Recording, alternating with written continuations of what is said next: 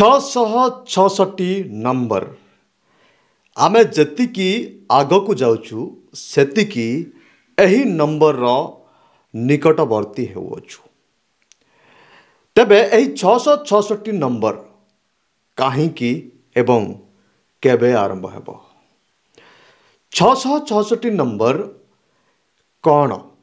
666 number क्रय विक्रय करिवा पाई व्यवहार करिवार गोटे डिजिटल आईडी। जेमिति 666 नंबर समय रे दुनिया रे कौनसी प्रकार कागज किंबा धातुर मुद्रा किंबा नोट गुड़िक रहिबो नहीं। सीधा कथा कहबाकू गले कैशलेस सोसाइटी हो जिवो। तो यही कैशलेस सोसाइटी एवं यही 666 नंबर किंबा डिजिटल आईडी जहाँकि क्रय विक्रय करिवा पाई जो बाध्यतामूलक कराजिवो ताहा हैला सबुठु गुरुत्वपूर्ण कथा। आमे क्रय विक्रय करिवा पाई वर्तमान मध्य ऑनलाइन ट्रांजैक्शन करूछु कि नहीं।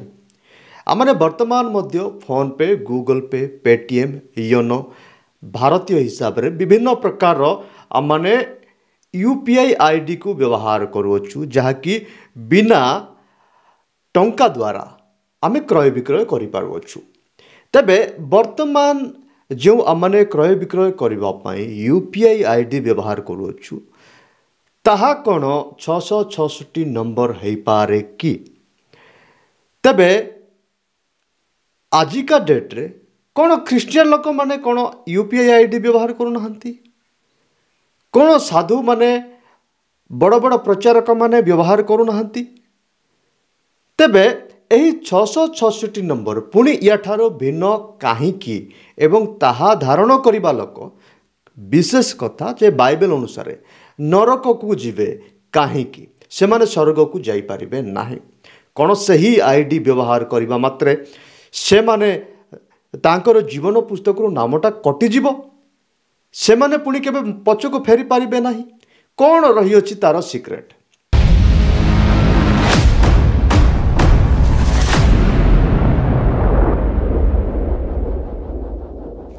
तेबे वर्तमान समय रे आमे जो यूपीआई आईडी गुड़िक व्यवहार करूछु ऑनलाइन ट्रांजैक्शन पाई ताहा आमको बाध्यतामूलक नुहे केवल ताहा आम शरीर भितर इम्प्लांट करा जिबा विषय मध्य नुहे।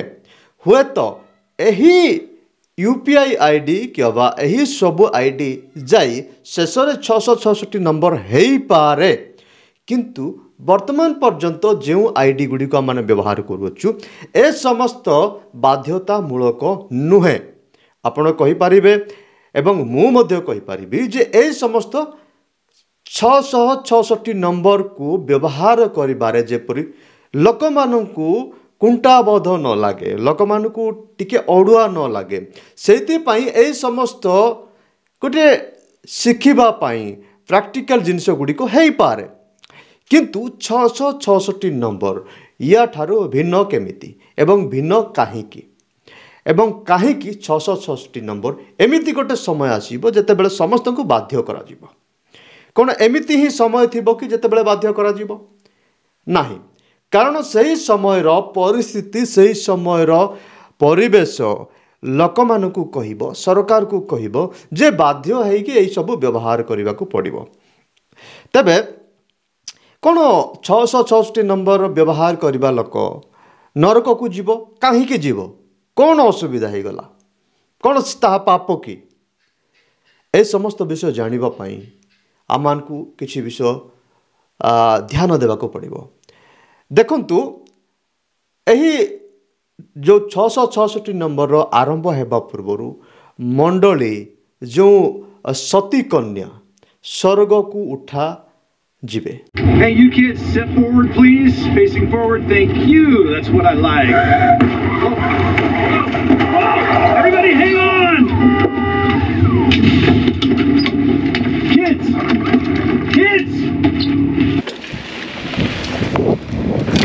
Whoa. Jeremy. एवं तांकर जो बर ରହିଅଛନ୍ତି ପ୍ରଭୁ ଯୀଶୁଖ୍ରୀଷ୍ଟ ତାଙ୍କର ସହିତ ତାଙ୍କର ବିବାହ ହେବ। ତ ସେହି ପରିସ୍ଥିତି ଯେଉଁ ପରିସ୍ଥିତି କି ପୃଥିବୀର ମଣ୍ଡଳୀ ଊର୍ଦ୍ଧ୍ୱକୁ ଯିବ, ମାନେ ସାଧୁମାନେ, ସନ୍ଥମାନେ, ବିଶ୍ୱାସୀମାନେ, ଯେଉଁ ଲୋକମାନେ ପବିତ୍ର ଜୀବନଯାପନ କାଟୁଛନ୍ତି, ସେମାନେ ଯେତେବେଳେ ପୃଥିବୀ ଛାଡ଼ି କୋଟି କୋଟି ସଂଖ୍ୟାରେ ଉଭା ହେଇଯିବେ, ସେତେବେଳେ ପୃଥିବୀର ମାହୋଲ ଖରାପ ହେଇଯିବ। ପୃଥିବୀର ଯେଉଁ ପରିବେଶଟା ସମ୍ପୂର୍ଣ୍ଣ ବିଗିଡ଼ିଯିବ। ପୃଥିବୀରେ ହେଡ଼ଲାଇନ୍ ପାଲଟିଯିବ ଯେ ଏ ଖ୍ରୀଷ୍ଟିଆନ ଲୋକମାନେ ଗଲେ କୁଆଡ଼େ, ଖ୍ରୀଷ୍ଟିଆନ ଲୋକମାନେ କୁଆଡ଼େ ଫେରାର ହେଇଗଲେ, ତାଙ୍କୁ କିଏ ନେଇଗଲା। ସତେ ଯେମିତି ପୃଥିବୀର ଲୋକମାନଙ୍କୁ ଚିନ୍ତା ଲାଗିବ ଯେ ଖ୍ରୀଷ୍ଟିଆନ ଲୋକମାନେ କିଛି ତ ପୃଥିବୀ ପାଇଁ ଷଡ଼ଯନ୍ତ୍ର କରୁଛନ୍ତି। ଏମାନେ ଅନେକ ବର୍ଷ ପୂର୍ବରୁ ପୃଥିବୀର ଲୋକମାନଙ୍କ ସହିତ, ପୃଥିବୀର ରାଜାମାନଙ୍କ ସହିତ ଲଢ଼େଇ ପାଇଁ କିମ୍ବା ପୃଥିବୀକୁ ବିନାଶ ପାଇଁ କିଛି ଷଡ଼ଯନ୍ତ୍ର କରୁଥିଲେ। ଆଉ ସେମାନେ ପୃଥିବୀ ବାହାରେ ଥିବା କିଛି ଜନ୍ତୁମାନଙ୍କ କିମ୍ବା କିଛି ବ୍ୟକ୍ତି ବିଶେଷମାନଙ୍କ ସେମାନେ ଆଉ ସମ୍ପର୍କରେ ଥିଲେ, ଯାହାକି ଏଲିଏନ୍ସ ହୁଅନ୍ତୁ କିମ୍ବା ଅନ୍ୟ ଗ୍ରହରେ ଥିବା କିଛି ବ୍ୟକ୍ତିମାନେ। ତ ସେହି ସମୟରେ ସରକାର ଖ୍ରୀଷ୍ଟିଆନ ଲୋକମାନଙ୍କ ଉପରେ ନଜର ରଖିବ। ଖ୍ରୀଷ୍ଟିଆନ ଲୋକମାନେ କ'ଣ କରୁଛନ୍ତି, କ'ଣ ଖାଉଛନ୍ତି। ଯେଉଁ ବାକି ଖ୍ରୀଷ୍ଟିଆନ ଲୋକ ଥିବେ ନା, ଯେଉଁ ଲୋକମାନେ ନାମଧାରୀ ଖ୍ରୀଷ୍ଟିଆନ, ଯେଉଁ ଲୋକମାନେ ପ୍ରଭୁଙ୍କ ସହିତ ଲାଗିକି ଥିବା ଲୋକମାନେ ସିନା ପଳେଇଲେ, ବାକି ଯେଉଁ ଥିବେ ସେମାନଙ୍କର ପରିସ୍ଥିତି ମଧ୍ୟ ବହୁତ ଅଲଗା ପ୍ରକାର ହେଇଯିବ। ଆଉ ଯେଉଁ ଲୋକମାନେ ମଣ୍ଡଳୀରେ ଖାଲି ଶୁଣିଥିଲେ ନାଇଁ ଏମିତି ହେବ ଯେ ଖ୍ରୀଷ୍ଟିଆନ ଲୋକମାନେ ଉଭା ହେଇଯିବେ, ସେମାନେ ତାଙ୍କର ଗୋଟେ ପରିବାରରେ 4 ଜଣ ଥିଲେ 2 ଜଣ ପଳେଇବେ, ଆଉ 2 ଜଣ ରହିବେ, 2 ଜଣ ଥିଲେ ଜଣେ ପଳେଇବ, ଆଉ ଜଣେ ରହିବ, ଏ କଥା ସେମାନେ ଶୁଣିଥିଲେ।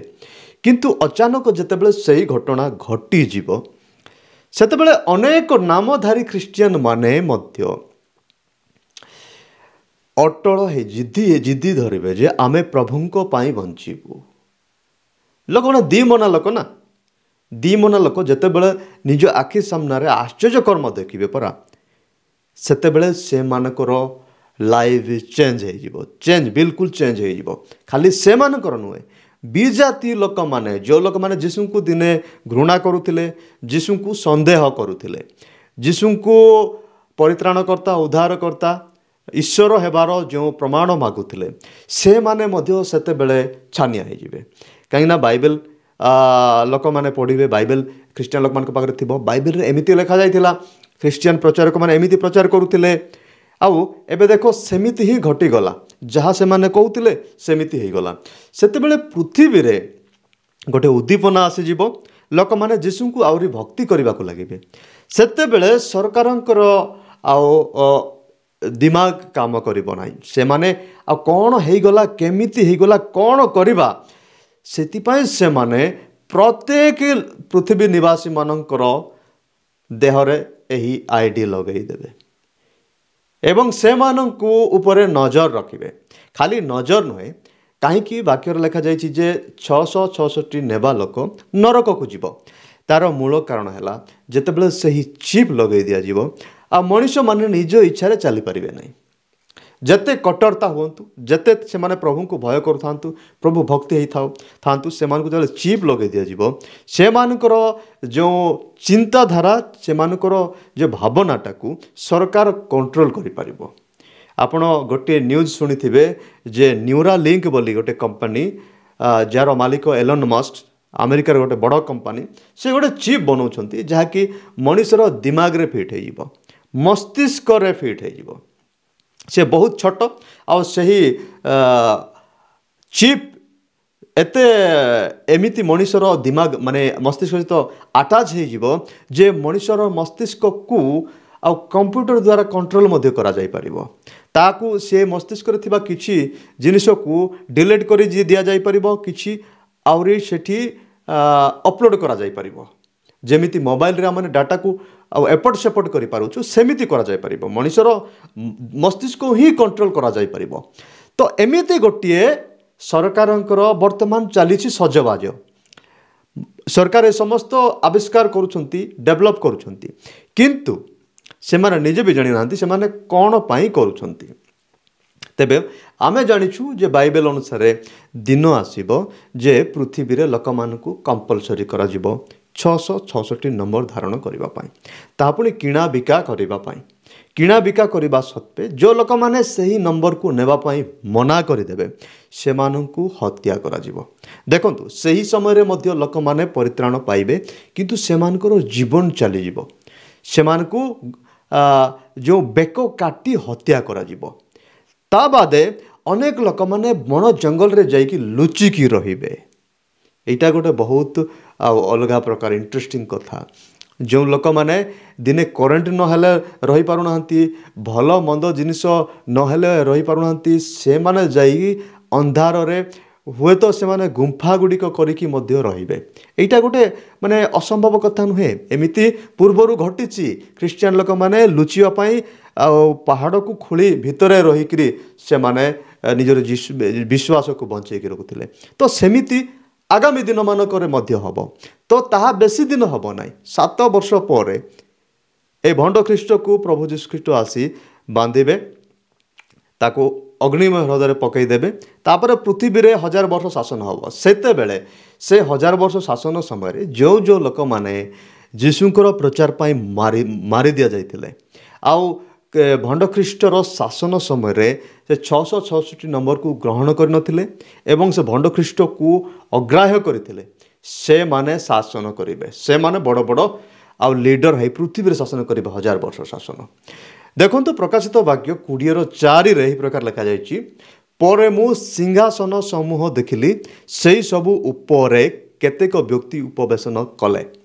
ସେମାନଙ୍କୁ ବିଚାର କରିବାର କ୍ଷମତା ଦିଆଗଲା ଆଉ ଯୀଶୁଙ୍କ ସାକ୍ଷ୍ୟ ଓ ଈଶ୍ୱରଙ୍କର ବାକ୍ୟ ନିମନ୍ତେ ଯେଉଁମାନଙ୍କର ମସ୍ତକ ଛେଦନ ହୋଇଥିଲା, ପୁଣି ଯେଉଁମାନେ ସେହି ପଶୁକୁ ବା ତାହାର ପ୍ରତିମାକୁ ପ୍ରଣାମ କରିନଥିଲେ ଓ ତାହାର ଚିହ୍ନ ଆପଣା କପାଳରେ ଓ ହସ୍ତରେ ଧାରଣ କରିନଥିଲେ, ସେମାନଙ୍କ ଆତ୍ମାମାନଙ୍କୁ ମୁଁ ଦେଖିଲି।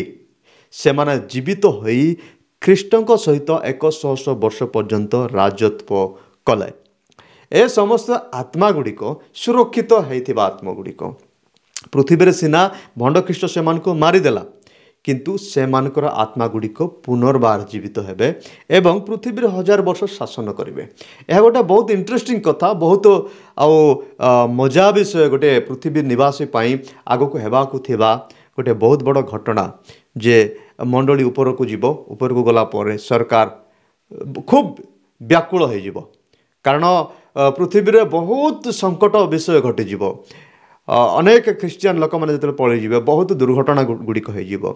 ମେନ୍ ରୋଡ଼ ଗୁଡ଼ିକରେ ଯେତେ ସବୁ ଡ୍ରାଇଭର ମାନେ ଯଦି ହଠାତ୍ ଉଭା ହୋଇଯିବେ, ନିଶ୍ଚୟ ଅନେକ ଦୁର୍ଘଟଣା ଘଟିଯିବ।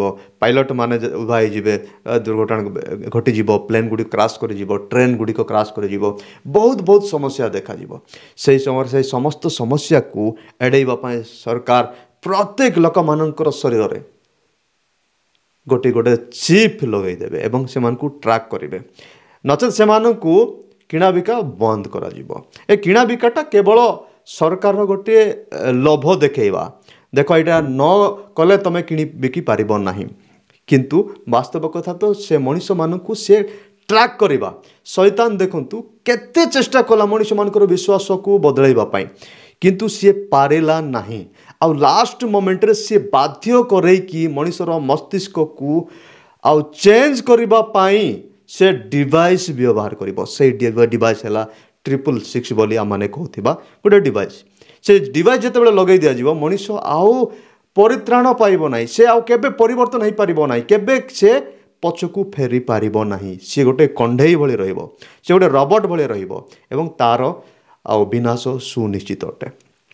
ବହୁତ ବଡ଼ ବଡ଼ ଧନୀ ଲୋକମାନେ, ଖ୍ରୀଷ୍ଟିଆନ ଲୋକମାନେ, ଯେଉଁ ଲୋକମାନେ କି ସେହି ଜିନିଷକୁ ବ୍ୟବହାର କରିବେ ଏବଂ ତାଙ୍କର ପରିତ୍ରାଣକୁ ସବୁଦିନ ପାଇଁ ନଷ୍ଟ କରିଦେବେ, ସବୁଦିନ ପାଇଁ ସେମାନେ ପରିତ୍ରାଣକୁ ହରାଇବେ। ଏମିତି ଗୋଟେ ସମୟ ଆସୁଅଛି। ସେଥିପାଇଁ ପ୍ରଥମ କଥା ହେଲା, ଆପଣମାନେ ଆଉ ମୁଁ କାହିଁକି ଏତେ ସବୁ ଝଞ୍ଝଟ, ପ୍ରଭୁଙ୍କ ସହିତ ଆମମାନେ ପବିତ୍ର ଜୀବନଯାପନ କାହିଁକି କାଟିବା ନାହିଁ? ଏବେ ଆମମାନେ ପବିତ୍ର ଜୀବନଯାପନ ଯଦି କାଟିବା, ପ୍ରଥମେ ଆମମାନେ ତାଙ୍କର जो कन्या रही अच्छी सजबाज होउची ता सहित आम पलैबा आम कन्या होइके जीवा तो आम बहुत स्नेह पाइबा बहुत आम आउ खुशी हम स्वर्ग आम को सही भंड ख्रीष्टर समय एत सबू ताड़ना बेक काटी हेबा भक उपास जंगल रे रहिबा लुचिकी रहिबा ए सबू आम को करने को पड़ो ना से आम को प्रथम विषय है आम पवित्र जीवन यापन काटिबा एवं प्रभु सहित आम ऊर्ध्व को निया आम हुए तो मनुष्य हिसाब रे केते जे आमर पाप रही किंतु आम बाइबल सब बेले पढ़ा प्रार्थना सहित तो आम को निश्चय पवित्रता मिल आम पवित्र जीवन यापन काटिया सक्षम है आम चाहिए किसी करें किंतु प्रभु जीशुख्रीष्ट आम सहित थे आम सब कर पाउल कहते जे मु प्रभु को माने वस्त्र रूपे परिधान कर